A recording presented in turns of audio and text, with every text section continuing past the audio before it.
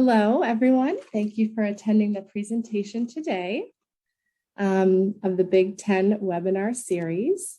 It is my pleasure to introduce our speaker today.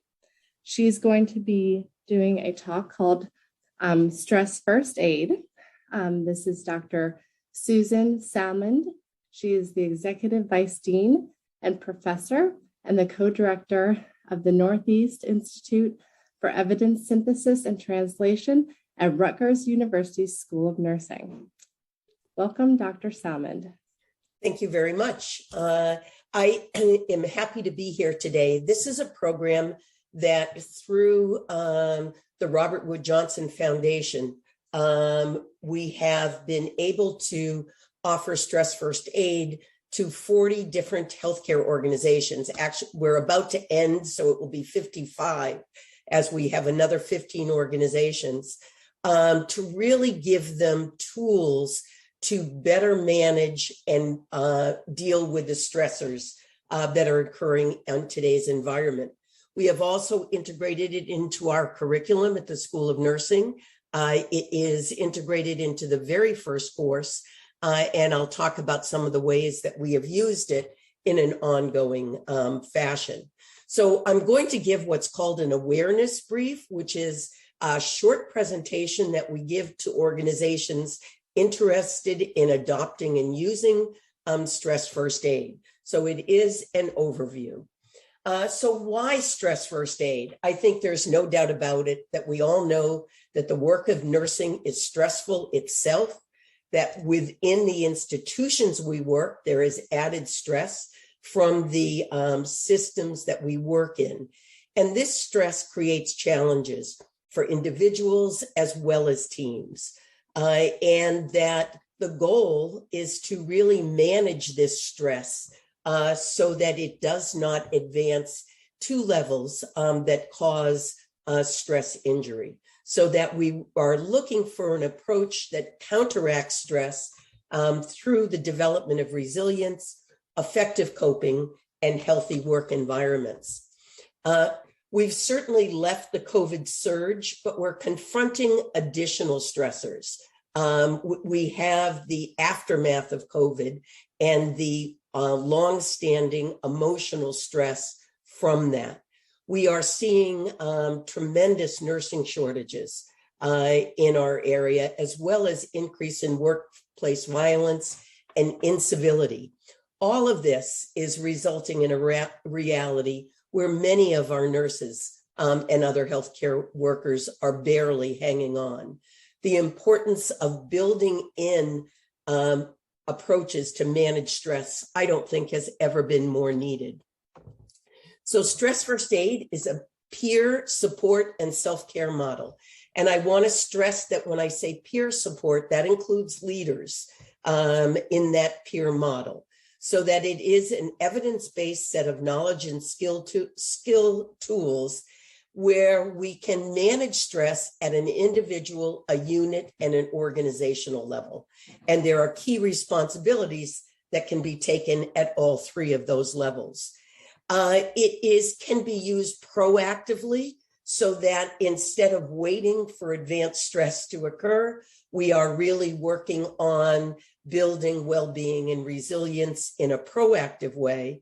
And it allows for the early recognition and management of a stress injury. So I want to talk about stress injury. When we talk about stress, we view it on a continuum from positive stress that's oftentimes part of our everyday work environment.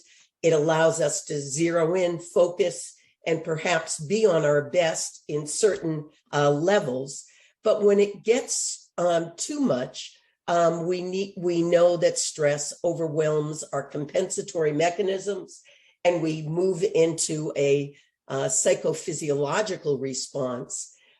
So when we talk about stress injury, we're talking about any severe or persistent distress or loss of ability to function that is caused by damage to the brain, the mind, or the spirit after exposure to overwhelming stressors. And very much like a muscle, We can exercise a muscle in manageable ways, or we can overdo it and result in strain or sprain. The same being true that we can overload our normal coping response, and in a state of chronic stress, certainly cause permanent damage. And the most important part, I think, of looking at stress injury is that often it's invisible. It's not something that you're going to always be paying attention to them. We recognize stress injury in the behaviors and words of ourselves, our colleagues, and we're going to use that in trying to deal with ongoing stress. So it is a peer support model based on the fact that although many will cope with stress, there are some who become ill. We're seeing it more than ever in the healthcare workplace now, and we really have to attend to prevention of this type of stress injury. We also know that those that are experiencing a stress injury actually may be the last to recognize it. It's seen more by our family members, by our colleagues who know us. And the goal of Stress First Aid is to recognize it and actually act on it so that we become a support to one another and can help a person move back into zones that are more manageable. It also is by normalizing the discussion of stress, by normalizing the assessment of stress, and I'll get to that in just a minute, we are actually taking away some of the stigma that is a major barrier to people coming forward and saying, I need help. So that we've seen that our use of what we call the stress thermometer normalizes that everyday assessment of how you're doing. We can actually pick up who's in a state where they can actually be helpers to others. We know that early treatment and management of stress prevents stress injury, and that as we certainly saw during COVID, and we know from much of the research that peers are more likely to seek help from and listen to others that have gone through a shared experience. So that we are certainly, all of these put us in a good position for use of stress first aid. There are also underlying parts of what being a nurse, and certainly other healthcare providers, when we look at some of the ideals that are key to our profession.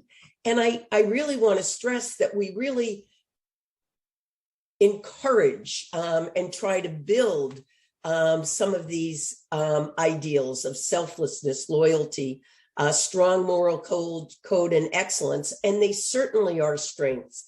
And they are part of our professional role in nursing.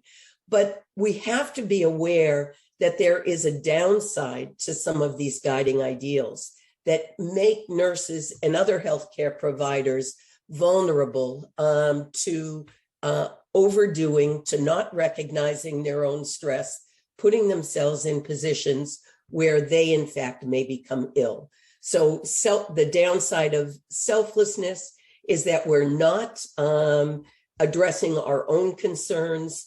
We are not seeking care when we may need care. We don't put ourselves as a priority. The downside of loyalty certainly is that it can create guilt when someone feels like they couldn't do enough when others needed help. We tough it out with our stoicism and don't listen to our own red flags, and therefore can be at odds with our own personal problems in seeking help. Strong moral code as to what is right, what is good care, does leave us feeling frustrated and betrayed when others fail to follow a moral code. And we've certainly seen a lot of concern with moral injury during the COVID pandemic. And lastly, excellence. We certainly want ourselves and others to become the best and most effective professional possible. However, with that ideal comes that sense of shame when we don't live up to our high ideals. And when that happens, we often don't reach out for mentoring. We don't reach out for help. So looking at the evidence behind peer support in managing these kinds of things, the research does show that peer support models increase that sense of self-esteem, empowerment, and confidence, improve decision-making skills, reduce isolation by interacting or providing greater connection, and allow us greater capacity to deal with adverse life events. So these are the three major components of stress first aid. And I'm going to start with what we call the stress continuum or the stress thermometer.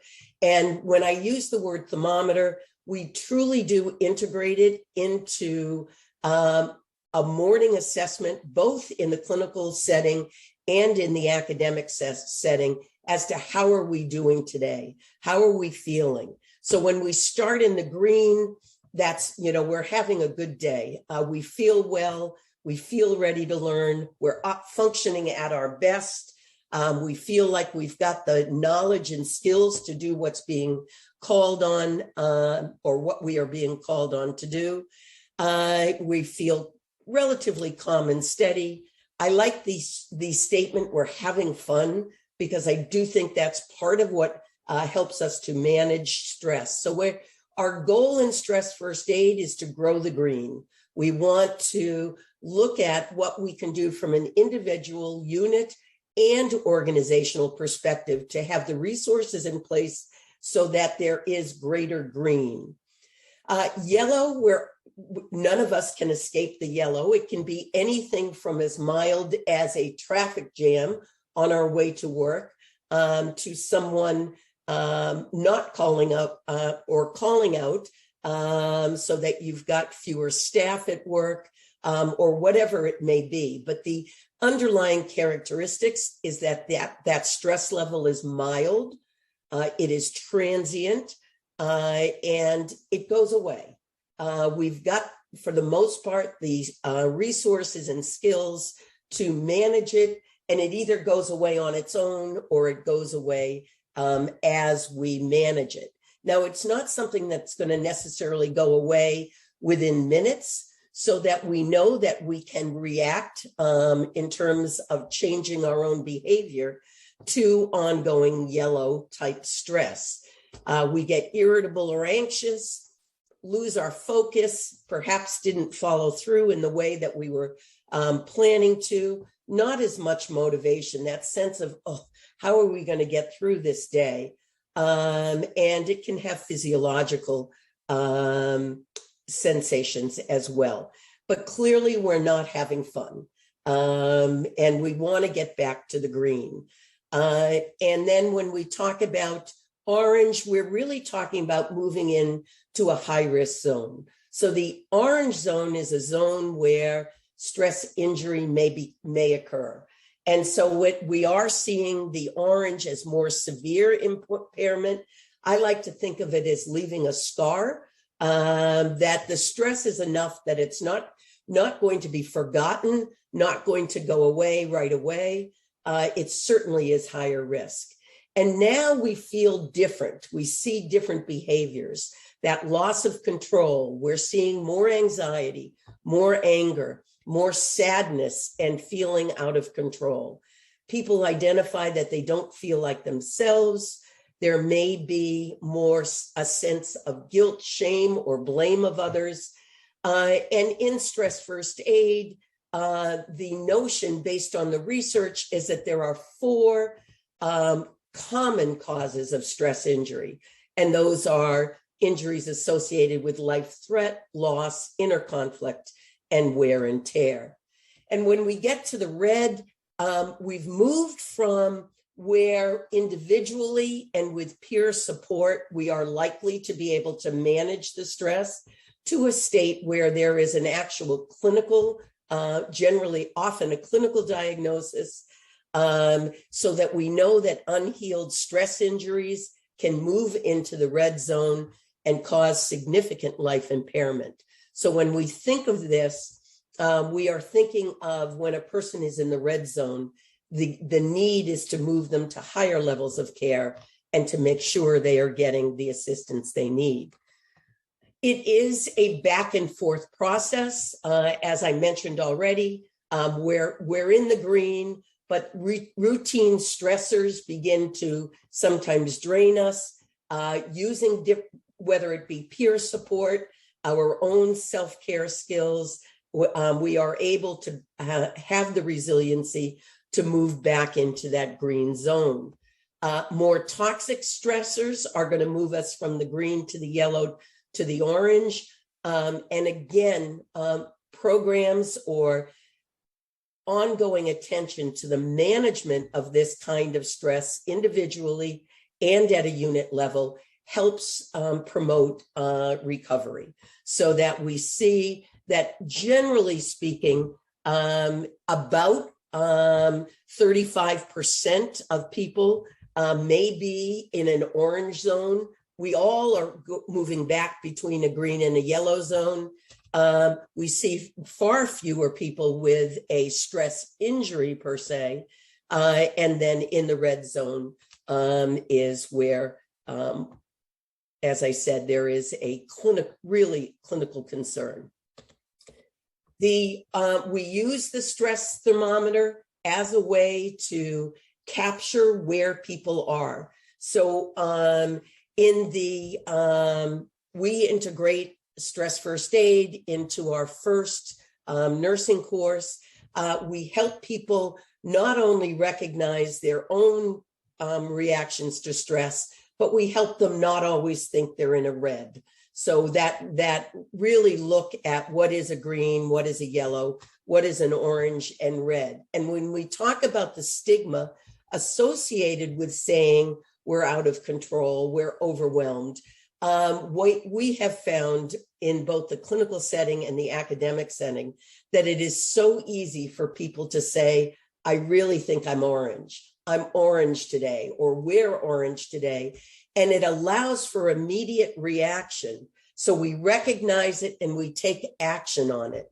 And that, again, is really part of the simplicity of the approach, so that we recognize it, we act on it, and we know resources, both within our own organization and potentially outside, where we can connect an individual to.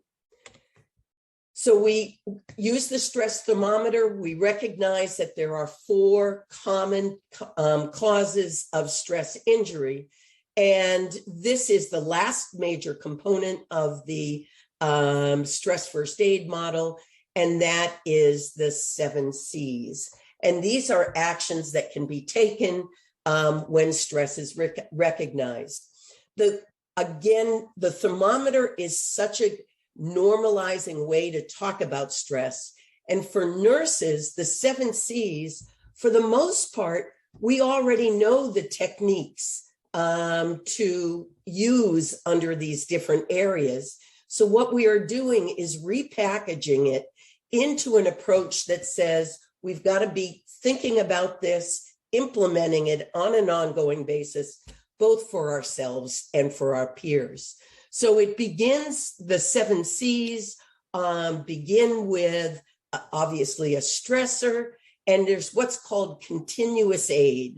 And continuous aid is when we check and coordinate on others. So when we talk about check and coordinate, think about CPR and our drills for CPR. We go into we go to the mannequin or go into a room, we see something is wrong and we check, it might be Annie, are you okay?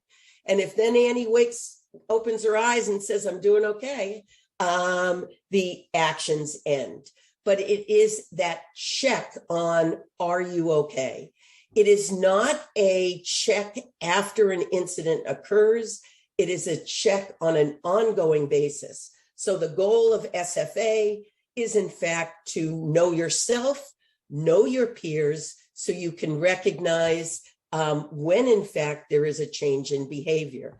And you can take action. And that action would be to coordinate. It might be to get help. That help might be, we can do this, to assist you. It might be,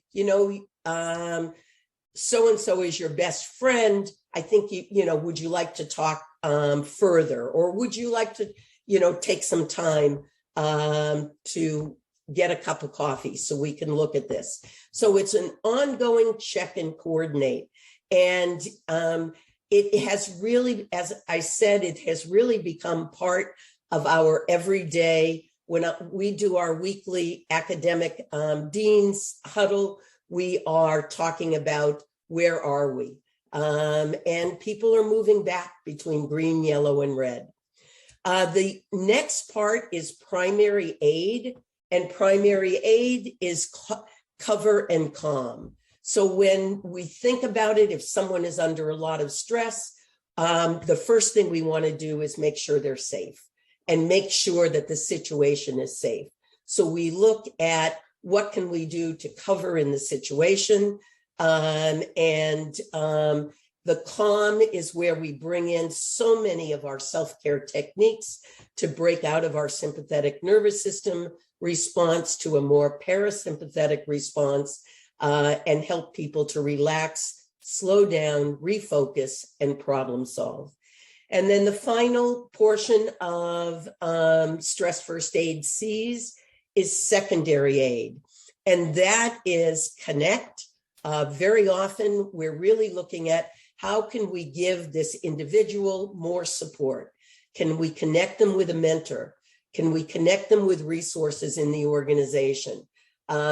Is there another team that has already handled this problem and we can get further information from them?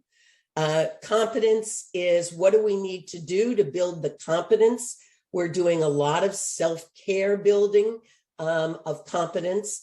I think that much more time being spent on helping individuals develop that competency. I know on our units, we have integrated, and it started during COVID, but we have kept it up.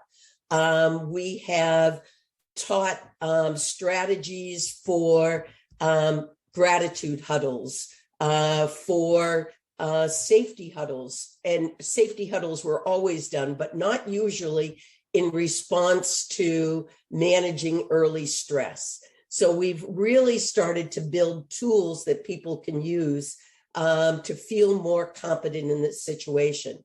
Clearly, there is no doubt that competence may be having to build skills.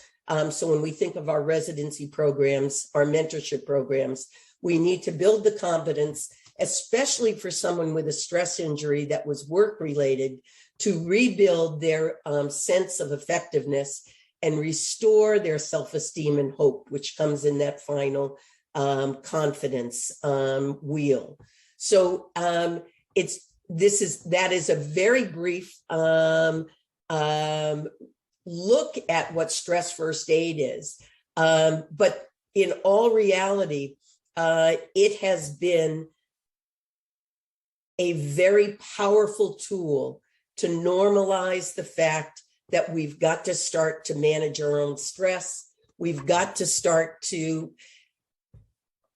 treat our colleagues in a way that we do our patients. We assess our patients, we respond to our patients. And this is really an approach that has us normalizing the importance of taking care of one another. And I think that I personally oftentimes fall back to that stoicism ideal. And as a leader, sometimes do not pay as much attention to that taking care of one another in order to have strong teams, good productivity, and general well-being. And this is such a natural, easy model to use to get to the place that we want to be. So I wanted to do this to allow some questions and answers, and I will open it up to, are there any questions? Then Kate, I think we are finished.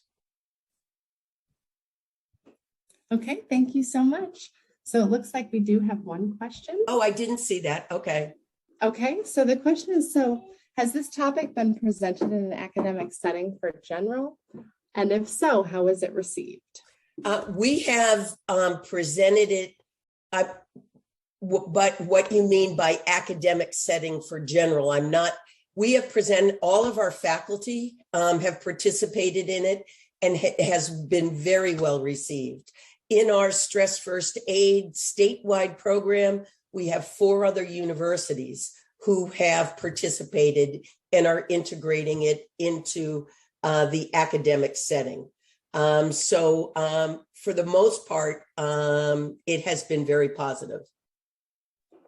Yes, and she did clarify that it was implying for full faculty. Okay, do we have any other questions at all? All right, it does not look like we have any others. So we would like to thank you so much for your presentation, and thank you to everybody for attending today. All right, have a great day. Thank you.